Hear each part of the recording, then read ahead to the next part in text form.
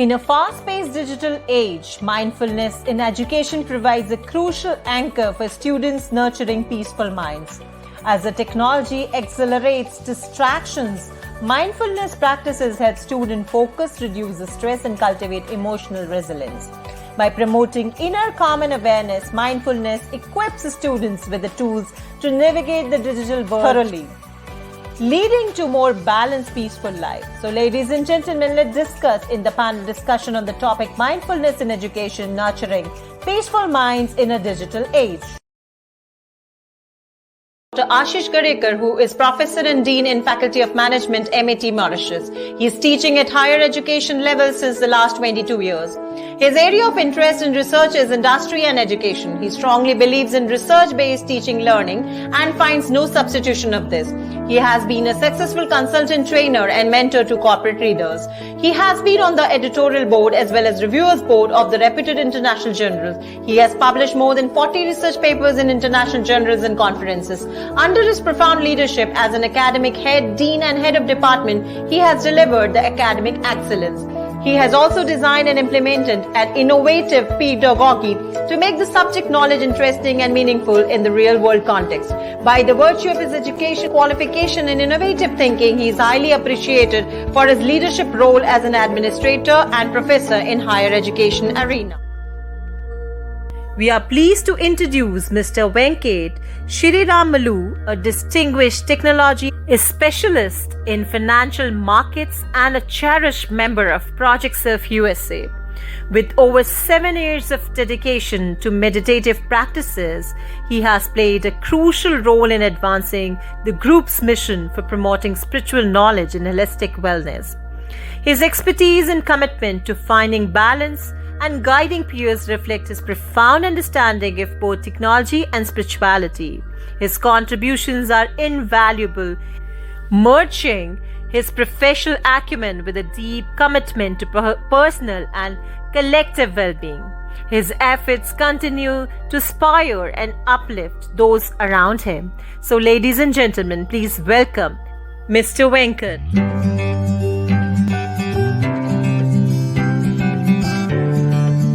I feel great pleasure in introducing Mr. Gaston Bacchiani, who is sharing his views on the topic Feeling Technology, Dance to Life.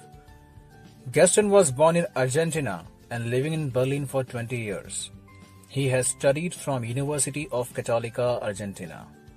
He has his expertise in the mastering of emotional integration and creator of the Feeling Technology to transform your uncomfortable emotions into inner power.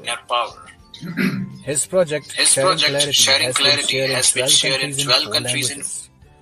Gaston has worked on his physical body to increase his level of energy and new pranic level. He has participated in 3 half marathons, 2 Olympic triathlons, and practiced acrobatics. He also received 5 golden badges from the German Olympic Association. He shares his personal experience around the world in Spanish, German, Italian, and English. Transform life through emotions. So now, dear friends, let's welcome Gaston Bacchiani. Gaurang Joshi, an international Ayurveda physician and expert Ayurveda skin specialist. He is director in Atharva Multi-Speciality Ayurveda Hospital, Cancer Research Center, and president of International Cirrhosis Foundation. He is also director in International School of Ayurveda, Columbia, and adjunct faculty, Hindu University of America, USA. Dr. Joshi is an international blog writer for many international websites. He has presented many papers in national and international conferences on dermatology and oncology research. He was invited by many international universities as a guest speaker like University of Indonesia, University of Tel Aviv, Israel, Global Cancer Summit 2015 at Bangalore, and many others. He was awarded with Excellent Service Award in 2017 by Vishwa Ayurveda Parishad, Ayush Kamal Bhushan Award for Excellence in Ayurveda Dermatology by Trinity Group, and Ministry of Ayush Gujarat. Healers of India Award by Network 18 CNBC and Apollo Hospital and New Delhi for outstanding contribution in rural India healthcare. Today's panel discussion will be moderated by Dr. Vikrant Singh Tober, Convener United Consciousness. Dr. Tomer is an acknowledged trainer, academician, scholar, writer, and a management consultant. He's a freelance trainer and served the cabinet ministers of state, MLAs, police officers, and tycoons of the business world. His aim and objective is universal brotherhood and happiness through harmonizing the knowledge from the ancient scriptures into our lives. So I welcome all our guests for panel discussion.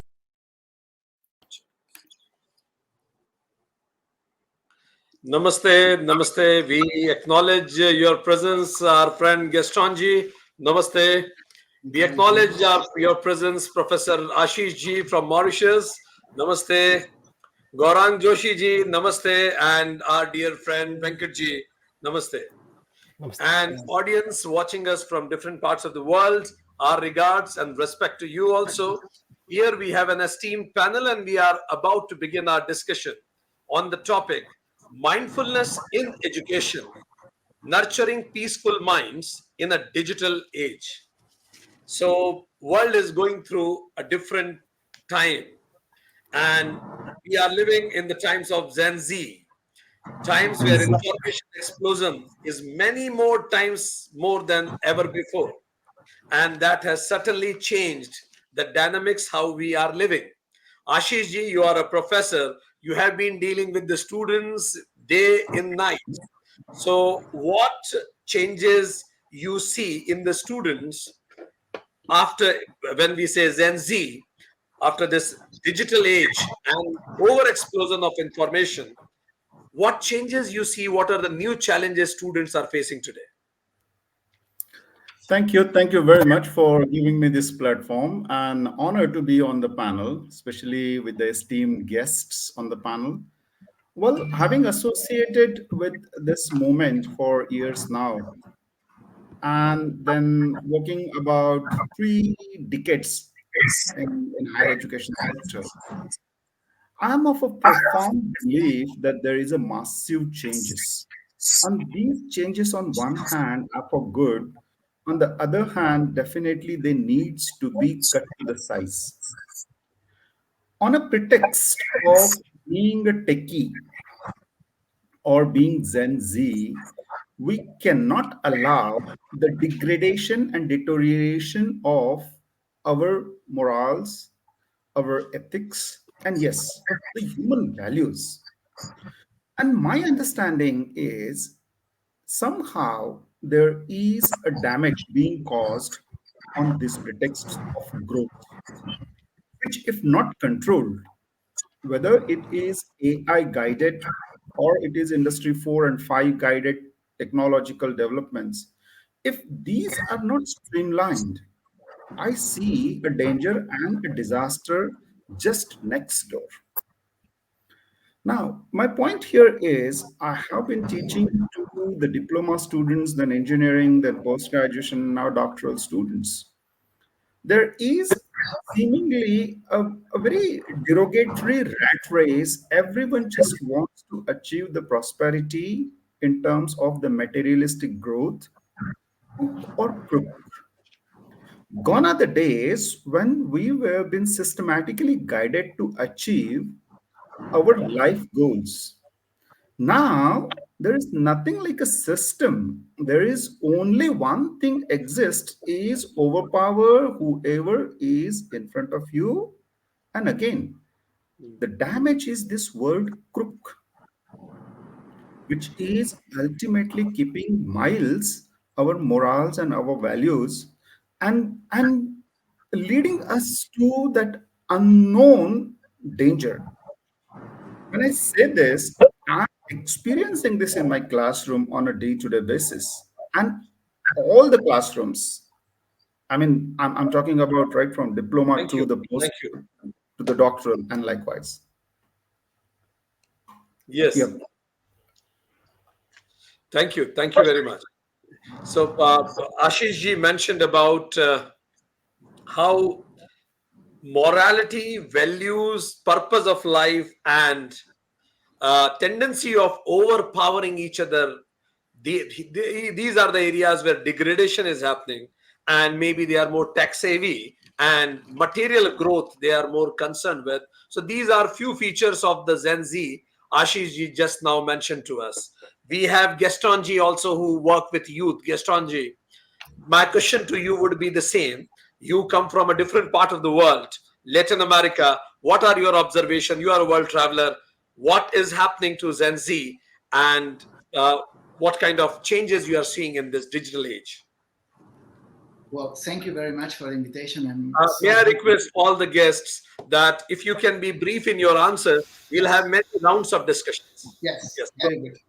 Thank you, Vikranji.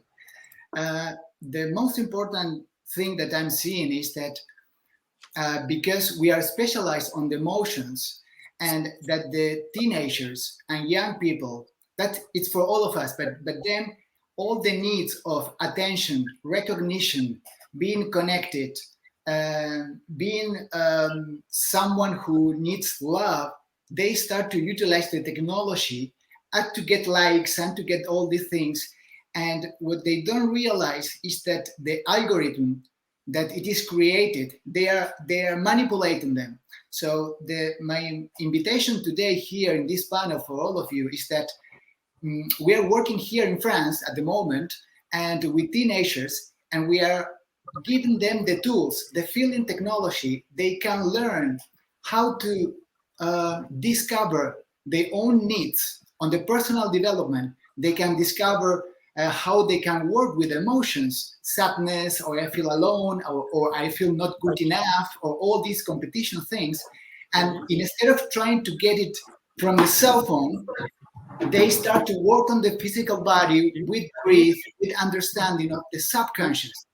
The big problem is that we are talking about a lot of things, but we don't know ourselves. We don't know our subconscious. And in our subconscious, we have mental structures that activate our emotions. That's why our projects with this feeling technology is give them a new tool to work on the emotions, to understand, and not be so attached to the digital. Thank you. Thank you very much. Gaston ji mentioned about attention, need of attention, need of recognition, need of to connect, and need of love. When it's not gratified, they switch to the technology, and that due to algorithm of the technical platforms, they become victim to it at times. Venkat ji, you have been a practitioner of meditation. As we heard in your introduction, you follow Vedanta. You are a student of Vedanta. So you know Gen Z also, and you come from a different generation and you are exposed to Vedanta. How come mindfulness practices? Is there any antidote mindfulness practices can provide to the challenges which are just now discussed over here? Thank you, Vikramji. Thank you for the opportunity. It's always a pleasure to meet you. I'll be brief. I was thinking what I should really speak in this panel since yesterday. And then I came to this realization I should speak about what is my take on mindfulness, right? Especially in the young generation, the Gen Z generation, right? So we talk about kids getting off track, getting consumed in digital world, and not realizing how their life is actually going on. And if you really deeply look into what is really happening, it's about habits. There are some good habits that one holds, and then there are some bad habits that one holds. So essentially, any advices that anyone is given is, hey, nurture your good habits, get rid of your bad habits, right? But then everybody knows that they need to work on that, but then they are consumed in the digital world. So how you can get them on that right track is the mindfulness. I think the generation, the younger kids who can practice the mindfulness would be able to be aware at any point in time. Even if they lose control, they get hold quickly, and then they become aware. And then secondly, they get the motivation and strength to cultivate the good habits, get rid of the bad habits, right? I believe it's not just for kids, it's for adults, for anyone, any human beings, I believe. So I'll hand this over to you. So nice. Venkat ji mentioned that mindfulness, he mentioned it very simply. Cultivating what is good and refraining from what is not good and being mindful about it. It is the essence of mindfulness. Very profound, and I agree. It applies well on everybody. We have our friend Gaurang Joshi ji from India. Gaurang Joshi ji, many parts of the world, even cannabis, even some ecstasy drugs are now more prevalent. If you are feeling sad, upset, take a pill, you'll be happy, chill pill for 6 hours. And then again, you are feeling down. What Ayurveda talks about it, when you get dependent on such things, then what happens? Namaste, Vikramji. Thanks for inviting me for this great discussion. As you know, I am a practitioner of Ayurveda. And you know, there is a definition of health in Ayurveda. There is a sloka, Sama dosha samagnisa sama dhatu malakriya.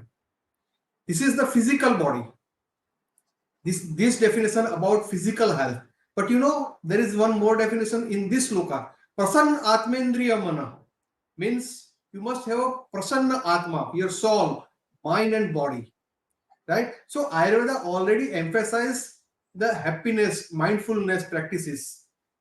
Yesterday, I just went to one video of one of the renowned cardiologists of India, and I just came to know they have done one study. You know, there are lots of lifestyle disorders increasing worldwide, and in India, youngsters are getting affected or they are dying with the heart attacks. So they have made one research, and you know, there will be there are some very harsh truth that came out. They have done some genomic study, the study of the hormones, right? And they found this from 15 to 25 years Gen Z youngsters, right? And they noticed that their chromosome, those studies they have done, they found that though they are just 18 to 25 years old, their chromosomes indicating they are getting older of 60 to 80 years. And why it is so? The simple thing is that it's stress. The stress is generating due to the overuses of all these devices. What we are having, we can say it's a gadgets. From morning to go to bed, we are depending all the time on the gadgets, from mobile to laptop to all each and every gadget, and this definitely having a very adverse side effects in our day-to-day life, and increasing lots of lifestyle disorders. And I am particularly practitioner of Ayurveda, so I'm daily interacting with the people, because we are having a lot of autoimmune disease also, lifestyle disorders also. So I need to advise him to go for mindful practices daily to overcome these misuses of all this technology-driven era. Thank you, Dr. Joshi. You mentioned about many researches which are talking about how in the teens or in the young age, even there are some changes in chromosomes that are being seen, which is a matter of concern. And I think more such researches will be published or must be already getting published. Professor Gadekar is from Mauritius. You mentioned about degradation in moral values, and people don't have their purpose of life. Can mindfulness, meditation, spiritual teachings help these people to identify their purpose of life? Very well. I mean, I am not just of a view, but having practiced it and also having done some experiments in my different classrooms, I can tell you, yes, it is the best way to bring the concentration and the focus area in the limelight. I'll tell you, in my doctoral classes, we, instead of starting a class directly, the first just 2 minutes, we ask the people to close their eyes and just focus on a single point. That was one, and we did it otherwise also. And I can tell you, I had the fabulous results. People really said the topic taught on that specific day was awesome. Whereas the topic was not new, the teaching methodology, everything was as usual. The only change was giving them an approach, and that too a focused approach, which is the ultimate base of our mindfulness. So yes, I would say that that is perfect remedy for the day. Thank you. I'm sure, Professor Ashish, that people watching here will listen to this point you mentioned very clearly, that when they were mindful, when they were in the meditative minds, whatever they were taught, they had greater focus and it has greater impact on that. That's profound. Gaston, you were talking about you use feeling technology so that they can process their emotions. Yes, the kind of generation Gen Z has and kind of challenges they have, their parents both are working, and majority of the working parents, they live in guilt that they are not giving enough time to the kids. And so many of the people, they keep talking about kids, and we say don't talk about kids, talk to kids, but they don't have time to talking to kids, and when they have time, kids don't have time to talk to them. So how do you help them to process it? You may need to unmute. Thank you. So for me, what is important is that when I talk with the teenagers and young people, I say, have the courage to feel your emotions. Don't escape. Don't utilize social media to escape, to entertain myself and be there. So for me, technology is very good. We are working also in an app to present all the feeling technology. So the app can help you to understand where is the emotion in your body, how you can integrate in the body. So technology is good. The problem is this social media, when I utilize it to escape for not feeling my emotions. So I invite young people or everybody, instead of trying to escape, utilize the mindfulness, if you would like, to understand where it is in the body, this uncomfort, this contraction, where is the pain in the body.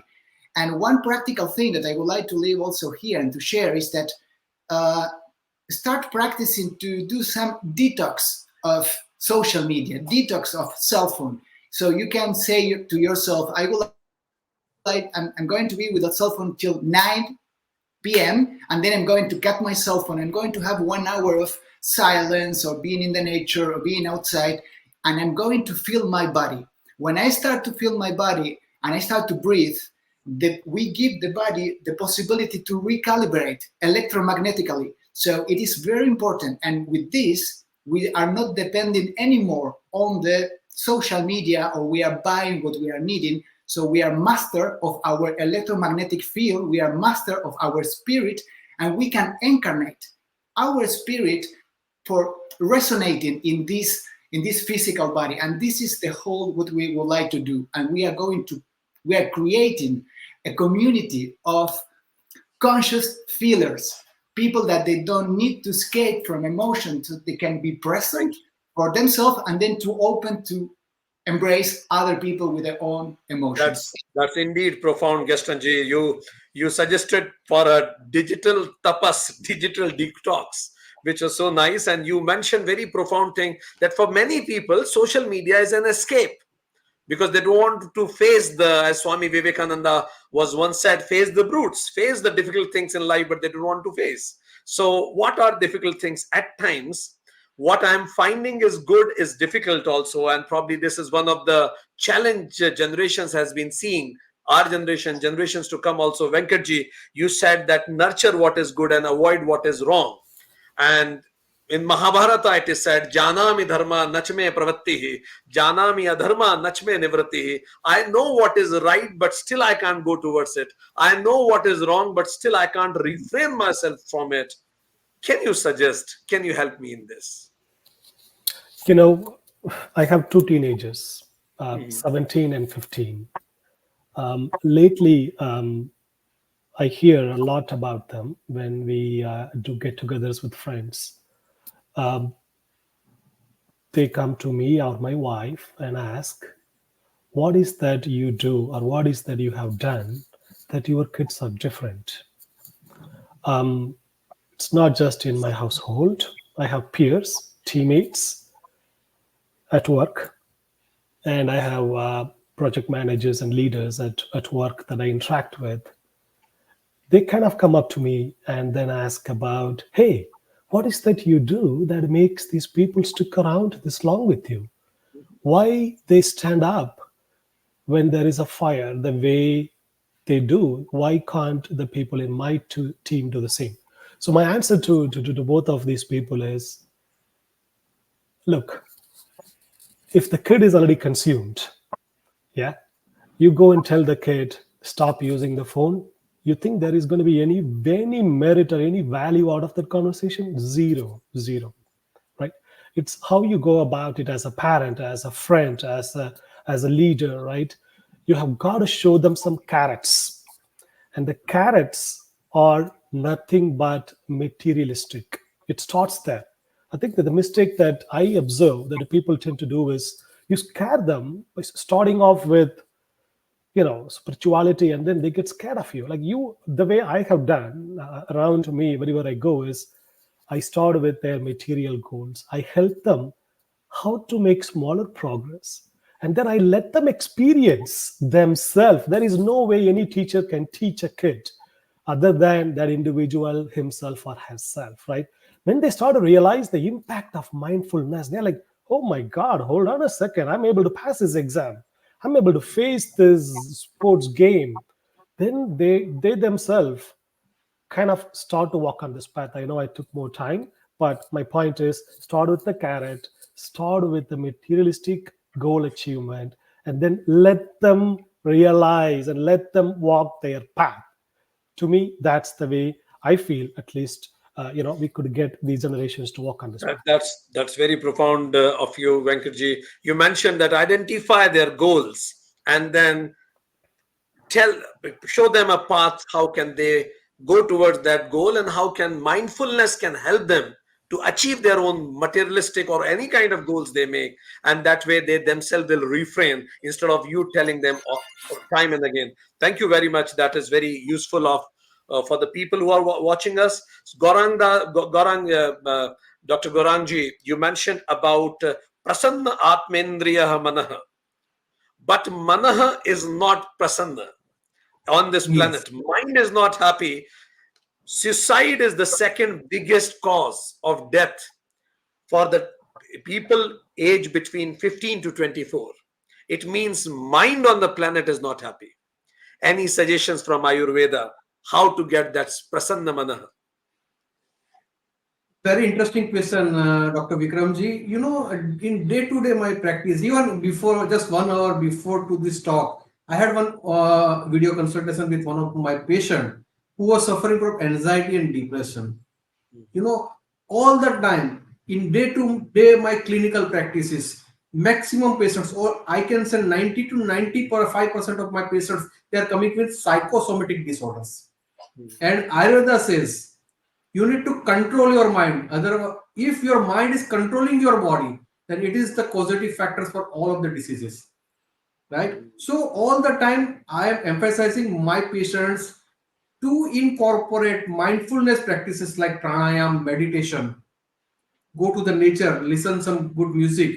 Even this Gaston GS already emphasized all the digital detox. That I also emphasize on digital detox. At least take a mindfulness break during your daily day-to-day work. And I'm also emphasizing incorporating mindfulness in education. If universities and schools can include this practices of meditation, pranayam in that curriculum, and if they can practice this before starting the class or at the end of the class, then that will definitely help to reduce the stress, and that definitely can give them positive outcome, and it can prevent one person who is feeble with the mind, we can prevent lots of suicide. Patient with the psoriasis all the time thinking to get rid of psoriasis, and for that negative thoughts he always tried to attempt to go for the suicide. And I have saved lots of people life with the practice of mindfulness by just asking them to practice mindfulness, practice of meditation, pranayam. Thank you, Gaurang, Dr. Gaurang. And you rightly mentioned that it can be brought into the curriculum, more formalized it, because at the age when people want to focus on becoming, probably some part of should be taught how of their own being also, and which is the specialization of Mr. Gaston. Gastonji, you were telling us about telling them where is the pain in the body, and connect with the pain. Would you like to speak further about it? Okay, fine. If I have pain here, then what? No, the most important thing is before I go to the social media is if I feel alone, if I feel that my girlfriend, I have some problem with my girlfriend, so I need to understand what's going on. And I invite people always to say, listen your smart body. This is a smartphone because you have a lot of apps and you get a lot of information. And I invite people with the feeling technology, utilize the smart body, because your body gives you much more information as you think. If you utilize your body only to put the clothes and to wash yourself and to put it beautiful, it's not enough. There is much more information. So learning to recognize the map of the contractions in the body helps you to dive in the subconscious. When you dive in the subconscious, you can, as we were listening right now, we can disarm, detach the thoughts that we have in the subconscious, and the physical body start to recalibrate it itself. There is a feeling technology exists, and biological technology in all of us. Our spirit know that. We just need to be humble. We just need to be courage to feel in the body, utilizing the mindfulness and the pranayama and all this breathing. Of course, we breathe, we anchor in the earth, and we read the body.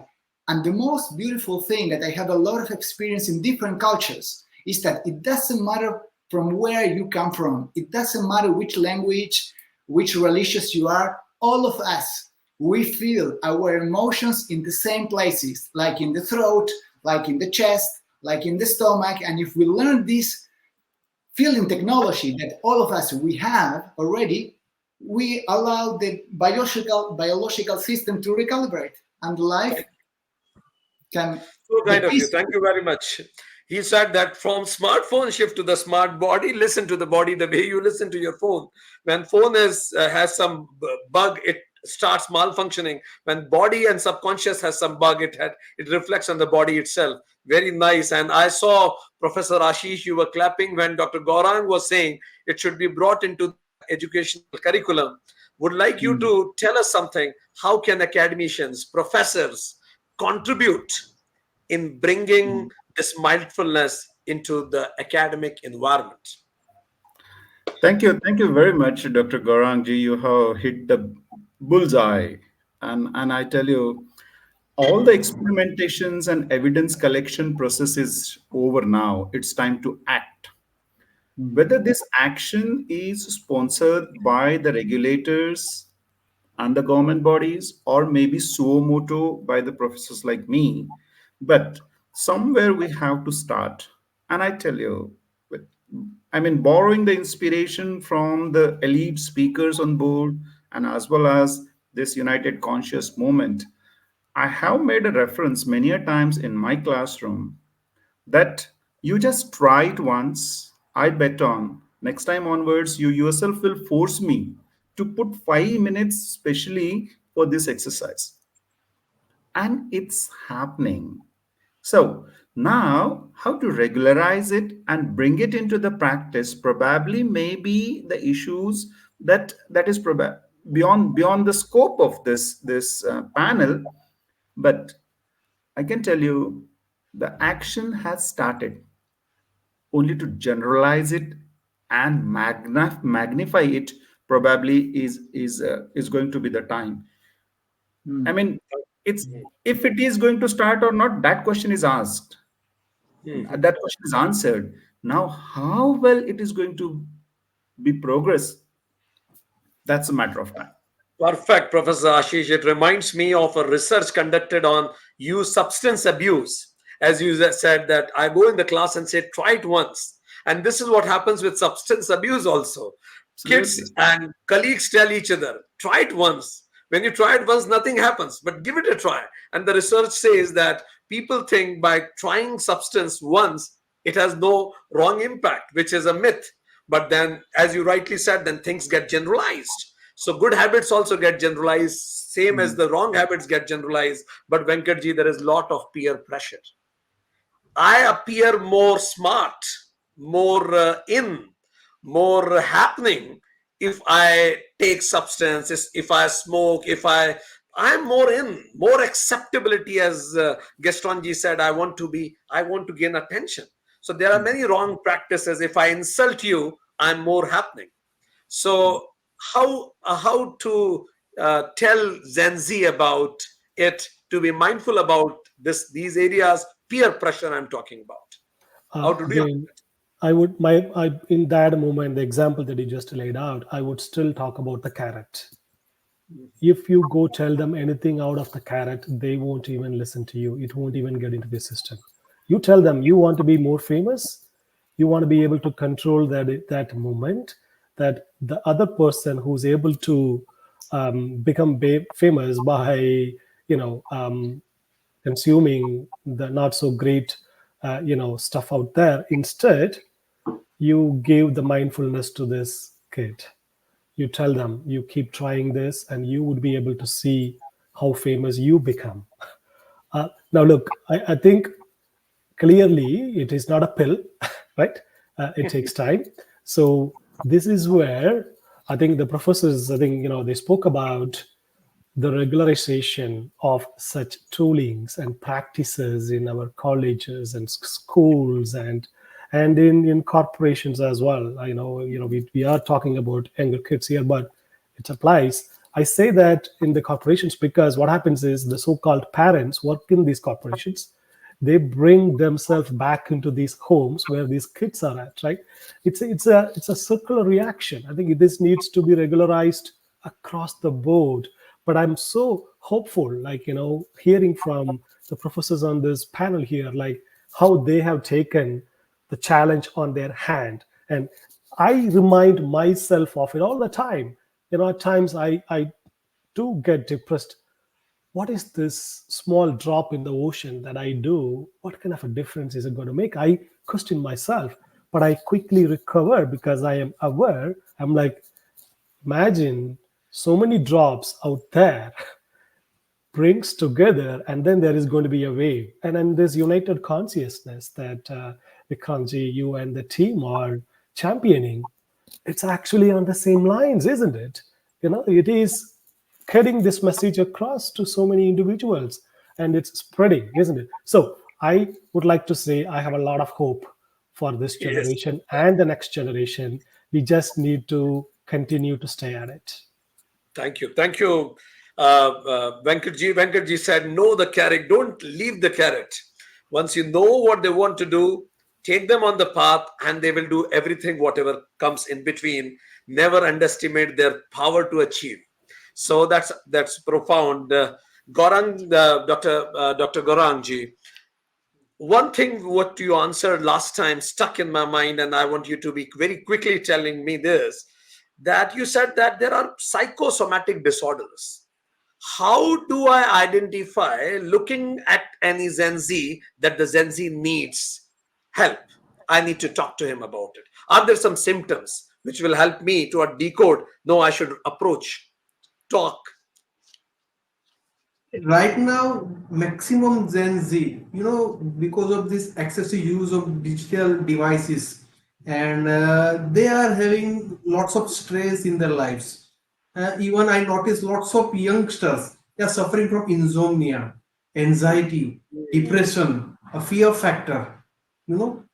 Only we need to guide them how to minimize the use, what the content they are using on the social media or on the digital devices. We require mindfulness content what they are using. We need to minimize, we need to advise them to have a mindfulness break during their sessions, because right now they are also learning the classes online, or sometimes even in the classroom they are using all these digital tools. So I want to emphasize that there should be a mindfulness practice even in the school, even on the online platform before starting the class. We need to emphasize, we need to explain them the use of this technology very wisely, and the content of these digital tools are very important. And also we need to explain them the importance of stress hormones and how to minimize the stress hormones. And for that, the only way, being a physician, because I'm practicing since last 30 years, In daily, each and every patient, I am guiding them to do mindfulness practice of pranayama, meditation, and the sattvic diet, food. As far as Ayurveda is concerned, food is also one of the important factor. And this Gen Z, they don't have any control on consuming the food because lots of fast food, junk food, they are eating all the time. They are all the time drinking beverages. So the food is your medicine. So also we need to emphasize to take sattvic food. The sattvic food is very important. So these are the things: mindfulness Thank practice you and very sattvic much. food. Yes, yes. Dr. Gaurang ji, thank you very much for mentioning the importance of the food also in mental well-being, overall well-being. Dear friends watching us from different parts of the world, we had this beautiful discussion. We started with Professor Ashish mentioning that the world today we are living is going high in technology and materialism, but morality, values, identifying the purpose of life, and these are the things which need special attention. People wants to overpower each other, and for that Ashiji mentioned that I have taught my students in my class. I start my class with 2 minutes of mindfulness, and he says that when you start doing this, then he found very good results. People become more focused and they can connect with the topic better. And Ashiji said those discussions are old discussion, whether mindfulness should be introduced, is it good or not. It's already been proven. The time is to act. Government will make regulations, let government do their own stuff, but what we can do is suo moto, try it once. And once you start trying it, then it will be generalized and then it will be magnified in your life. Gaston ji is a practitioner, mentioned that people are they feel lack of attention, recognition, connect and love, and these needs make them shift towards technology, social media, and the social media algorithm makes them victim. So the best method is never take escape of the technology. He said go for feeling technology, hold on, don't escape. Face the brutes, face the problems, face the difficult problems of your life. Take detox of social media, technical tapas, and face your emotions. Feel where you are feeling that pain, where those emotions are getting manifested, because he said that your body is also a smart body. Probably it's the most smartest device you could ever have. So whether body has feeling some construction and contraction, any part, that will help you to understand what your subconscious wants to tell you, and from there the healing begins. He profoundly said spirit knows it all. You trust your spirit, be conscious about it, then you will automatically, it will start healing you. First you need to start addressing it. Venkatji defined mindfulness in very simple terms: nurturing what is good, avoiding what is wrong is mindfulness. And he said that if you want your kids to stand up, then the one thing is know their carrot. What is their purpose of life? Even if it is materialistic, that is okay. It's their age. Kama, Artha, Dharma, Moksha. It's their Purushartha age that they want to do something materialistic also, which is perfectly fine. But once you know their path, then put mindfulness as an instrument towards achieving that path. They will certainly pick it. And anyways, if you are a parent, if you are a teacher, if you are a friend, you need to know the carrot of your friend or your buddy or anybody else that will help you to connect. And how to know the carrot? Talk to them, he said. And once you understand about it, then put mindfulness as a technique and give examples of success. And then he said, even if you start doing it, even if you do a drop, a small drop will make a difference. Drop by drop, whole ocean will come.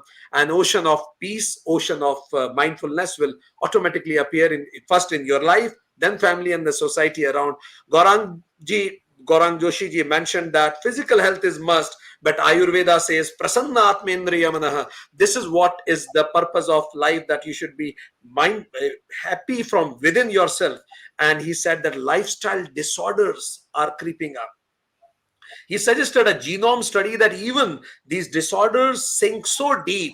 For 15 to 25 years age, the study says even it has impacted the chromosomes also. People appear more older mentally, physically. Both anxiety has psychosomatic impact also. Psychosomatic disorders, he suggested pranayama, go in the nature, follow music, take mindful breaks. He profoundly mentioned that the curriculum in schools and colleges should have mindfulness.